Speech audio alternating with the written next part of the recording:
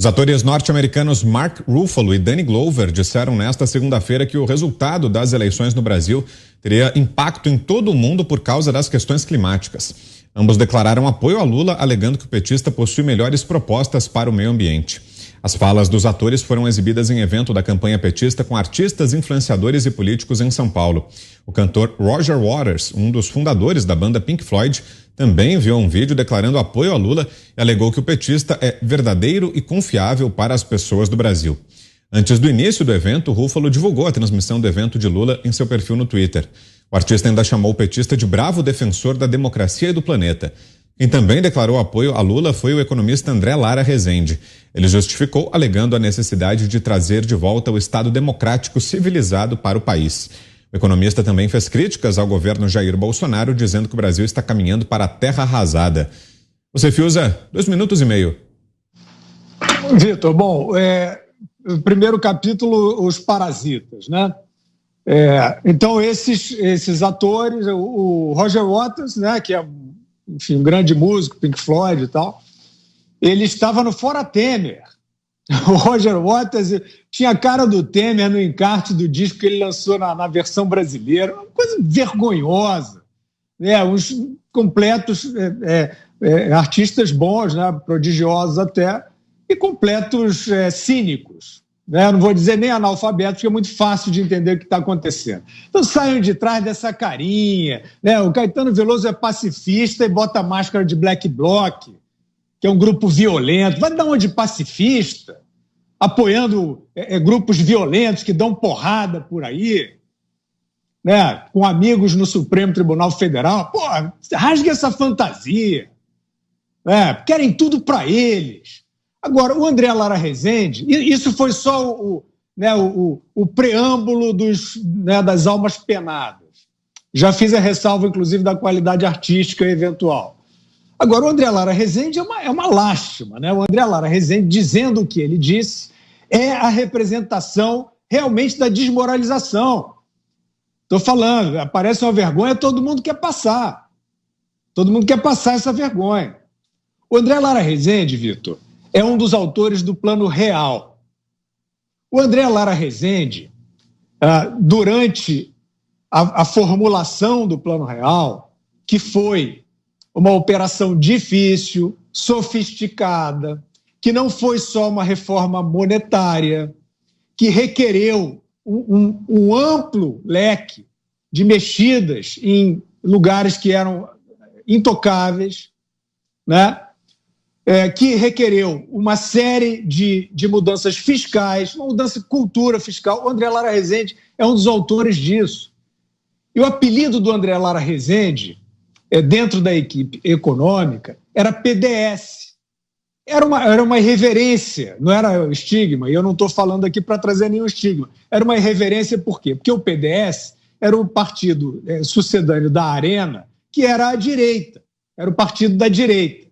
E como o Lara Rezende era um dos economistas mais ortodoxos, no sentido fiscal, no sentido monetário, o Fernando Henrique chamava ele de PDS. E aqui não é pejorativo. Isso aqui, o que eu estou assinalando, é que trata-se de um economista com completa noção da importância da reforma fiscal, da qual ele participou. Ele foi importantíssimo nesse período para espantar o parasitismo petista, que tentou detonar a moeda, o Plano Real e tudo. Durante esse período dificílimo, queriam cargos. Pois bem, o André Lara Rezende, com vários outros, fez parte daquilo que era satanizado como neoliberalismo. Não vem com esse papo, não, sempre foi meio de esquerda. Não, aquilo o apelido era neoliberalismo. Antônio Carlos Magalhães, que era a direita da direita, era um dos apoiadores. Mas não interessa essa parte de ideologia, interessa que o senhor André Lara Rezende sabe muito bem o que é uma boa gestão econômica e o que é uma má gestão econômica.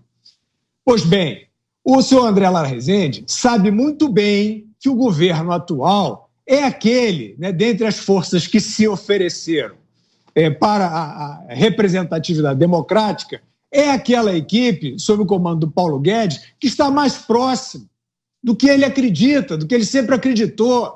responsabilidade fiscal.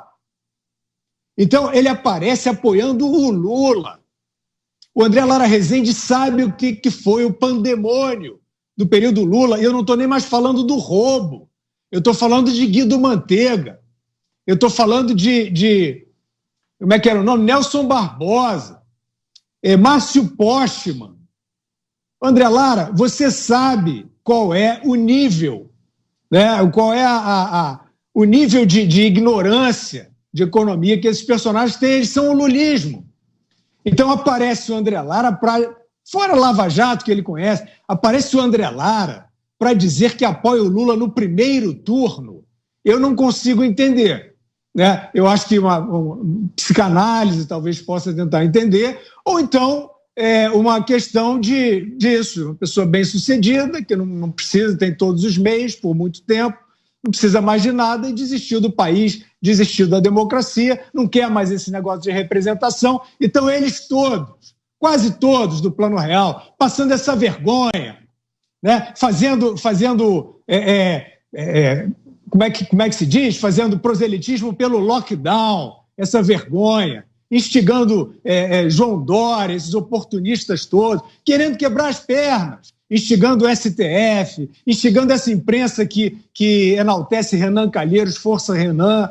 É isso que vocês, academicamente privilegiados, intelectualmente prodigiosos, é esse exemplo que vocês estão dando. Vocês estão pendurados no Lula, vocês são uma completa vergonha. E o país vai ultrapassar vocês e vai ultrapassar a vergonha que vocês estão passando. Diogo Schelp, 2 minutos e meio. O apoio de André Lara Rezende, assim como o apoio de Joaquim Barbosa, por exemplo, que foi anunciado essa semana com a divulgação de um vídeo, não trazem, obviamente, votos, não angariam votos da população para o Lula, mas eles servem para passar, e é justamente esse o objetivo da estratégia do PT, servem para passar a ideia de que há um movimento, um ímpeto para a eleição de Lula já no primeiro turno, né? Porque são pessoas que, no caso principalmente do André Lara Rezende, que claramente poderiam escolher outro candidato daqueles que existem aí à disposição, já que rejeitam Bolsonaro, no primeiro turno, e depois decidir o que fariam num segundo turno. Mas o apoio dado nesse momento, há menos de uma semana, para o primeiro turno, serve justamente para dar essa ideia de ímpeto, né, para reforçar essa ideia, assim como foi feito com o vídeo dos cantores, né, Caetano Veloso e assim por diante, que antes declararam voto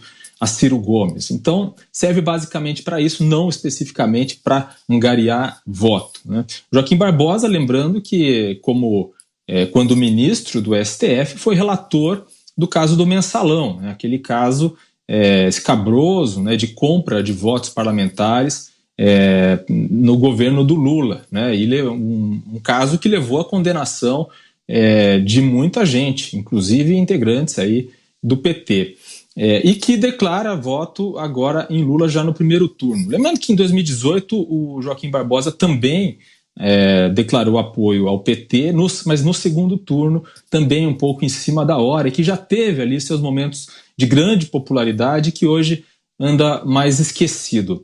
Em relação aos atores internacionais, eu colocaria isso no campo do folclore, né? Já que pessoas como Danny Glover, Mark Ruffalo podem ser ótimos atores, né? O Roger Waters, por exemplo. O Roger Waters, eu lembro que manifestava apoio a Cristina Kirchner quando ela era presidente, mas sempre acabava tendo um interessezinho por trás, né? Ele foi fazer um show uma vez na Argentina e descobriu, quando já estava lá, que não podia receber o cachê em dólar, porque havia restrições lá, a questão do dólar. E aí ele foi visitar a Cristina Kirchner para liberar o pagamento em dólar do cachê dele. Então a gente vê aí que a ideologia, às vezes, por trás, se esconde também alguns interesses, né? E o Danny Glover já manifestou apoio a Hugo Chávez, tem foto com o Chávez, com o Nicolás Maduro, né? São pessoas que são celebridades internacionais, americanas, que, por não conseguir influenciar a política americana, acham que conseguem influenciar a política de outros países. Nesse caso, não tenho a menor simpatia. Você, Zé, 2 minutos. Há um claro sinal de que um grupo que era beneficiado pelo governo antigo teve ali inesperadamente os caminhos cortados com o Palácio do Planalto. O presidente Jair Bolsonaro não deixa pinguelas, pontes e nenhum viaduto de nenhum lugar de empresários, do próprio Congresso Nacional ao seu gabinete. Existem meios, inclusive foi exatamente por isso que o Congresso inventou esta RP9, ou turbinou esta RP9, porque o Palácio não queria negociar verbas do orçamento com votação no Congresso Nacional. O presidente disse que isso é uma competência do Congresso fazer as votações e pronto. A competência dele é vetar. E foi assim que ele se posicionou. Então, assim, vários grupos se acostumaram. Eu já conversei com ministros que disse o seguinte, chamou empresários que atuavam lá no Ministério da Educação e disse, olha, a partir de agora não há por que ficar assediando funcionários, pagando propina. Eu vou tomar as decisões para o bem da categoria, para o bem do ensino. E eles ficaram tristes, porque pagar a propina é lucrativo. Muito empresário obtuso, tonto, prefere pagar propina porque é mais lucrativo do que ter um governo democrático com decisões que beneficiam a educação. Assim não é só a educação, todos os empresários. Eles andam matilhando aqui a esplanada dos ministérios, e esse termo é muito preciso. Andam matilhando, em matilhas, aqui a esplanada dos ministérios. E na área da cultura também é assim, né? Há muitos artistas, e estamos falando aí de grandes produções, não os artistas do dia a dia. A gente não vê os artistas do dia a dia chorando exatamente essa situação, né? Então, artistas estão sentindo falta. E é isso que faz esta vontade de tirar o presidente Jair Bolsonaro. Ninguém morre de amores por Lula. Então, todo mundo diz assim, a gente precisa tirar o presidente Bolsonaro. Por quê? Para recompor esses caminhos. Então, são os grandes empresários da cultura e os grandes empresários que estão sentindo falta daquela ligação com o dinheiro público, né, na veia. Você, Mota, 1 minuto e meio. Olha, Lara Rezende, eu prefiro o pai, Otto Lara Rezende, grande escritor, que tem uma frase ótima: quem não se ocupa, se preocupa. Isso descreve esse apoio de artistas ao PT. Eu não me lembro de nenhuma manifestação de artistas contra o Mensalão, contra o Petrolão. Eu também não sei por que a opinião de artistas tem que ter um peso maior que a opinião de outras pessoas. Por acaso eles são ungidos, como dizia o economista Thomas Sowell? A resposta é fácil: não. Eles não têm nenhum privilégio de ter uma opinião que é mais importante do que as outras pessoas. Na verdade, nem todos os artistas e intelectuais votam no PT. Ao contrário, há um grande número de artistas e intelectuais que votam em Bolsonaro, mas é um voto silencioso para fugir à perseguição, porque ser artista de direita no Brasil e no mundo de uma forma geral custa muito caro. A mesma coisa ocorre entre professores de escolas e universidades.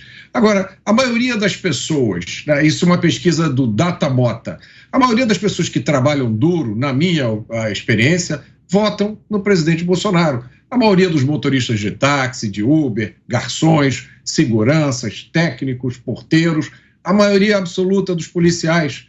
E é a opinião desse pessoal que importa. Quanto ao o Roger Waters e ao Mark Ruffalo, eu vou citar aqui uma canção do Pink Floyd, que descreve a situação deles dois. Somos apenas duas almas perdidas, nadando em um aquário ano após ano.